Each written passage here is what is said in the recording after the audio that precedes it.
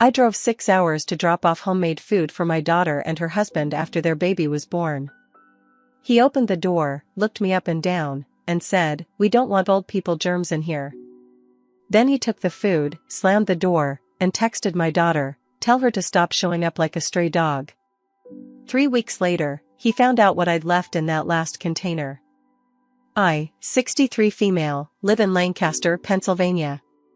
My daughter Rachel, 31 female, lives 6 hours away in Blacksburg, Virginia. She just had her first baby. I'm her mother, and I thought it was normal to show up and help out after something like that. I was wrong. I'd been planning this trip for a while. I kept telling Rachel I wanted to be there after the baby was born, to cook for her, help with laundry, clean up the house, whatever she needed. She always said, "Yeah, maybe, or we'll see." Never a clear yes or no. But I thought she'd come around once the baby arrived. She went into labor early, 3 weeks before her due date. I found out from a cousin who saw it on Facebook before Rachel even called me. That hurt, but I let it go. The next day I started cooking. I made her favorites, my chicken noodle soup, the one she always asked for when she was sick. Lasagna with extra cheese, like she liked it. Ziti with homemade sauce. A beef stew that simmers for 6 hours. I made enough to last them 2 weeks. I texted her that night and said I'd be driving down in the morning. No answer. I figured she was tired. New mom and all. I packed everything into plastic containers, made sure everything was labeled and sealed tight, and put it all in a cooler with ice packs. I got on the road at 5:30 a.m. and drove straight through. No traffic. No music. Just me thinking about how I was finally going to meet my first grandchild. I pulled up to their house around noon. I was nervous, but excited. I walked up to the porch, rang the bell, and waited. It wasn't Rachel who answered. It was Ethan. Her husband. Now, I've never liked Ethan. He always struck me as cold. Even when they were dating, he barely looked me in the eye. I tried to like him, for Rachel's sake. But that day, he didn't even try to hide it. He opened the door, looked me up and down, like he was inspecting trash, and said, flat as could be, "We don't want old people germs in here." I thought I misheard him. I actually laughed a little and said, "Excuse me?" He didn't repeat it. He just looked down at the containers in my arms, reached out, took them from me, and slammed the door in my face. That was it. No hello. No thank you. No Rachel's sleeping or give us a minute. Just took the food and shut the door. I stood there on the porch for a few seconds. I felt sick. I thought maybe Rachel would come out. Maybe she didn't know he'd done that. But then my phone buzzed. It was a text. From his number. "Ethan, tell her to stop showing up like a stray dog." That broke me. I got back in the car and drove to a nearby gas station. I sat in the lot and cried behind the wheel. Not loud, but that silent kind of crying that wears you out. I hadn't cried like that since my husband died 5 years ago. I ended up driving back home that same night. 6 hours down. 6 hours back. No nap. No baby. No daughter. Just a lot of questions. Rachel didn't call me. She didn't text. No thank you, no sorry about that, nothing. A week passed. Then 2. Still nothing. That's when I started to think back. And when things began to make more sense. I'd noticed changes in Rachel since she got with Ethan. She stopped coming home for holidays. She canceled plans with vague excuses. When I called, she was always too busy. I chalked it up to work or exhaustion, but now I wonder if Ethan was the reason. Or maybe she changed too. Either way, I decided I wasn't going to let him treat me like trash. What he didn't know is that I'd been through worse. I raised 3 kids on my own after my husband got sick. I worked double shifts at a private veterans nursing home for years. I know how to keep calm. I know how to keep records. I know how to remember every little detail when it matters. So I waited. I planned. And that last container I handed him? It wasn't just beef stew. I didn't do anything right away. I'm not the kind of person who acts out of anger. I let myself feel it first. I let it settle.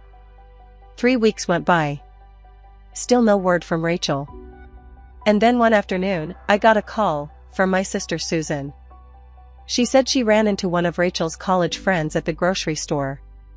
Turns out Rachel had been telling people I was overbearing, that I didn't respect boundaries, and that I just showed up uninvited like some crazy person.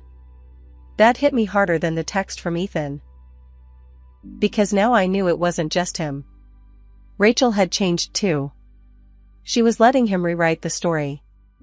Or maybe she believed it. Either way, I wasn't just being pushed out, I was being blamed.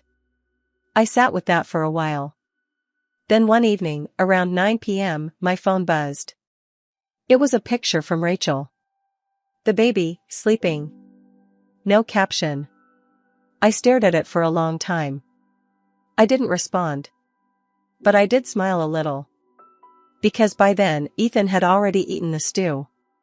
Here's what happened. When he took the food, he didn't know that one of the containers had a separate label stuck to the bottom. A plain white sticker. It had a name and a number. A fake hospital ID I made on my home printer. Something I remembered from the nursing home days. The kind that sticks in your mind for years. He wouldn't have noticed it unless he microwaved the container himself and turned it over.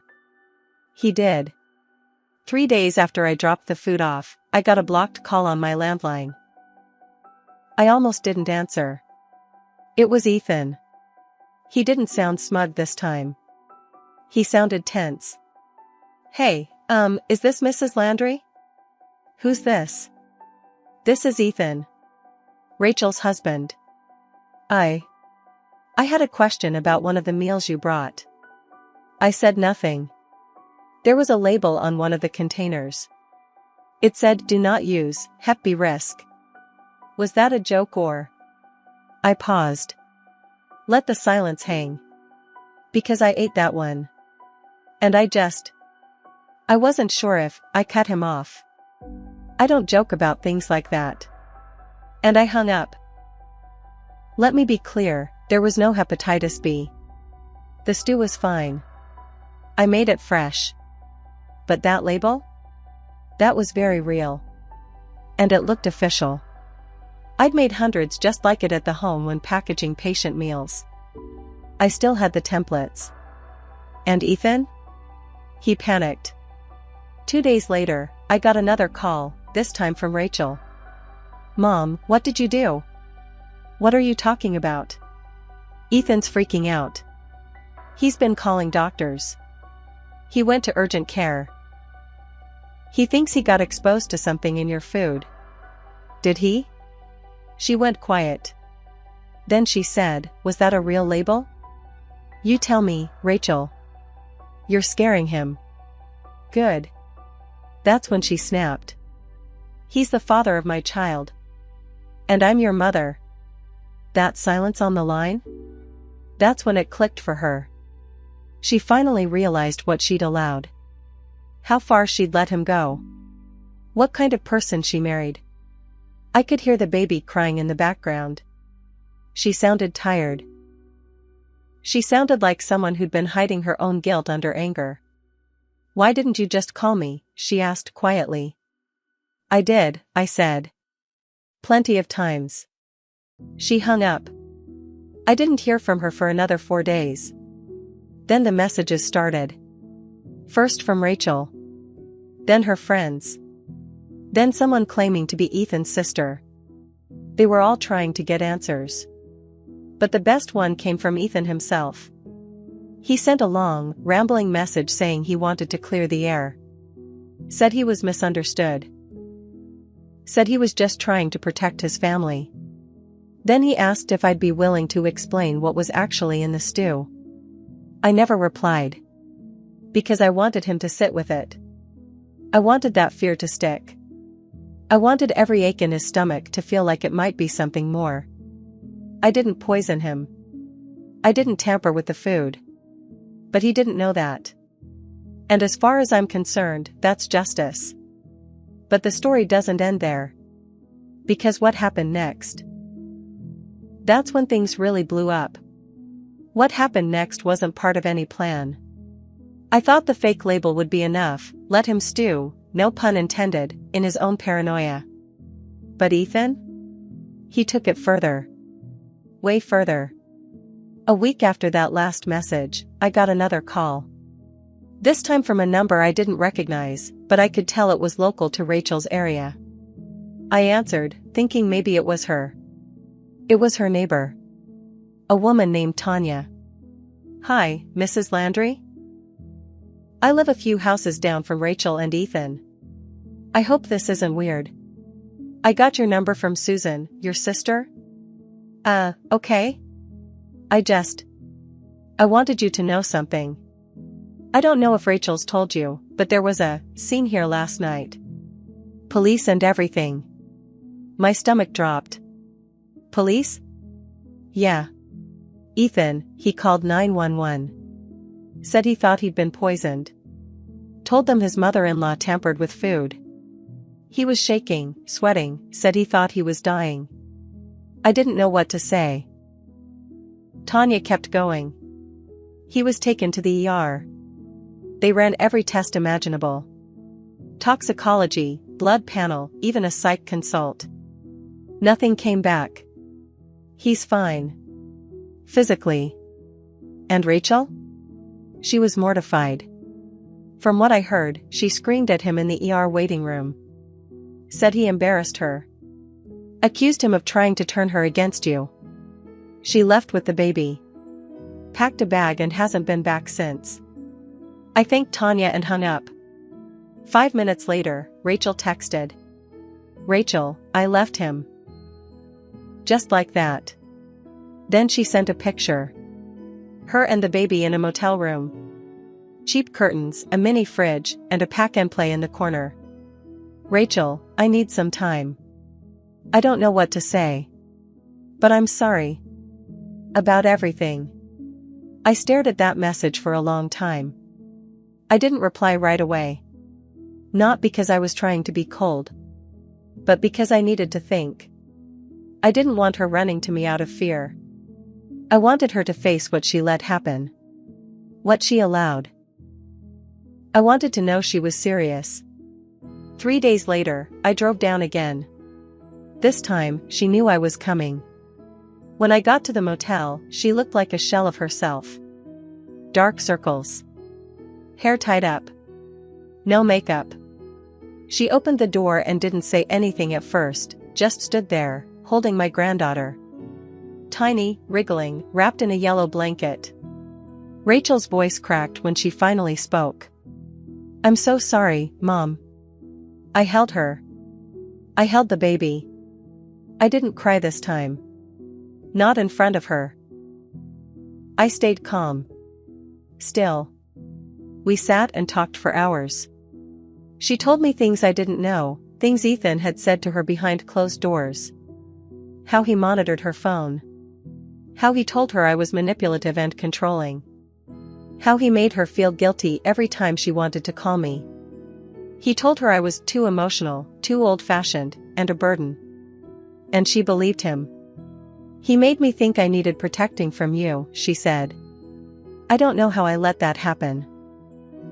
I told her something that maybe I should have said a long time ago. "Rachel, you don't owe anyone silence. Not for the sake of keeping peace. If someone makes you cut off the people who love you, that's not protection. That's control." She nodded, crying. But we weren't out of the woods yet. Because Ethan? He wasn't done. 2 days later, she got served. He was filing for full custody. Claimed she abandoned the child and was mentally unstable, citing stress, postpartum hormones, and, get this, family interference. He actually mentioned me in the papers. Said I was a disruptive influence and potentially dangerous. That's when I knew I had to finish what I started. Because this man wasn't just cruel, he was trying to erase me. And now, he was trying to take my daughter's baby. So I did what I do best. I kept records. I had texts. Call logs. The audio from the call when he asked about the label, I'd recorded it. Pennsylvania's a one-party consent state. That means I didn't need his permission. I also had the original text he sent calling me a stray dog. Rachel added her own pile, screenshots of his angry rants, photos of bruises on her arm he said were from bumping the doorframe, and receipts showing how he drained their joint account days before filing. And then, we got a lawyer. One who specialized in custody and emotional abuse cases. This story isn't over. Because now, it's going to court. And when it does, Ethan's going to find out what it's like to be completely stripped of power. The same way he stripped Rachel of hers. And the same way he tried to take mine. The court stuff didn't move fast, but it moved. And when it did, it hit Ethan like a truck. Rachel and I stayed at that motel for 4 days before I moved us into a small 2-bedroom rental I found 20 minutes outside Blacksburg. It wasn't fancy, linoleum floors, rattling AC, but it was clean, and it was safe. The landlord was an old friend of mine from church back in the day. No questions asked, month to month. Rachel started therapy through a local women's group. I watched the baby while she went. The girl who once let Ethan speak for her started slowly finding her own words again. Meanwhile, Ethan kept sending messages. 1 minute he was threatening. The next, apologizing. He went back and forth like a rubber band stretched too tight. Then one day, he showed up at the rental. He pounded on the door like he owned the place. I was inside alone with the baby. Rachel was out at therapy. I didn't open it. He screamed through the door. Tell Rachel I'm not going away. Then he kicked the flower pot off the porch and left tire marks in the grass when he sped off. I called the police. Filed a report. Got a protective order the next morning. That was the last time he came near the house. Now here's where it got good. Ethan had filed for emergency custody. Told the judge Rachel was unstable, impulsive, under the influence of her manipulative mother. He said she abandoned their baby. Our lawyer tore that claim apart. We brought in everything. Rachel's receipts from the motel, her therapy records, screenshots of his threats, photos of the porch after he tried to bust in. I played the recorded call where he asked if I'd poisoned him and said, I don't feel right. I think she put something in it. The judge raised an eyebrow. Sir, did you eat the food your mother-in-law dropped off? Yes. Did you experience any medical side effects? No. But the label said, the judge cut him off. There were no substances found in your system. You chose to eat the food. Then accused someone of poisoning you without any proof. Is that correct? Ethan froze. Yes, he finally said. He tried to shift blame again. Said I was toxic, said Rachel had been brainwashed. But it was too late. His credibility was shot. The judge ordered a full custody evaluation, with court-appointed child psychologists and social workers. Rachel got temporary primary custody, pending full review. Ethan's visitation was supervised. 2 hours, twice a week. And that's when the cracks really started to show. The social worker assigned to the case saw right through him. She said Ethan was agitated during interviews, showed poor empathy, and had a strong need for control in all settings. Rachel, on the other hand, was described as attentive, emotionally present, and consistently putting the child's needs first. Then came the kicker. The bank statements. Ethan had moved nearly $9,000 from their joint account into one only under his name the day before Rachel left. Claimed it was to keep it safe. The judge wasn't impressed. Add to that Rachel's photo proof of bruising and his porch meltdown? It was over before the final hearing even started. He was stripped of all custody for now, with a year of monitored visitation required before any review. He lost the house too. Turns out Rachel had more equity in it than he thought. She'd used a settlement from my late husband's life insurance to help with the down payment. Her name was on the deed. She signed it over to a property attorney the next day. Sold it. Moved into her own place. Quiet neighborhood. A backyard. Room for a swing set. She changed her number. Blocked Ethan everywhere. And she let me back in. Not just to her home, but her life. You might think that's the end. But Ethan had one last card to play. He tried to sue me for emotional distress. I laughed when I got the paperwork. You want to know what I did? I didn't respond through the mail. I had him served. At his job. At noon. In the middle of a crowded staff meeting. The process server told me he turned pale, dropped his coffee, and ran to the bathroom. I showed up at the hearing with a folder full of every voicemail, every text, every recorded call. The judge barely looked at him. Tossed the case in under 15 minutes. On the way out, I looked him right in the eye. You picked the wrong old lady, Ethan. He didn't say a word. It's been 6 months. Rachel's doing better. Still in therapy. Still healing. She's working part-time again. Found a job she likes. The baby's crawling now. Bright eyes, big smile, laughs when I make silly faces. Sometimes Rachel still apologizes. For how long it took her to see it. For the things she said. For pushing me away. I always tell her the same thing. You came back. That's all that matters. As for me? I cook again. I drop off meals once a week, chicken noodle, lasagna, all the old favorites. Sometimes Rachel eats them right away. Sometimes she freezes them. But she always says thank you. And when I ring the bell? She answers the door with a smile. 1 month later I thought things were finally calm. We had a rhythm, me, Rachel, and the baby. Ethan had disappeared into his own mess. Court-ordered counseling. Supervised visits. Financial audits. He wasn't allowed near Rachel or the baby without a state monitor present. But peace didn't last long. It never does when someone like Ethan doesn't get the last word. It started small. Rachel's tires were slashed in the driveway. Middle of the night. No camera footage. No witnesses. Cops filed a report but said they couldn't prove anything. A week later, someone broke a basement window. Didn't come inside, just shattered it. Another report. Another warning from police. No action.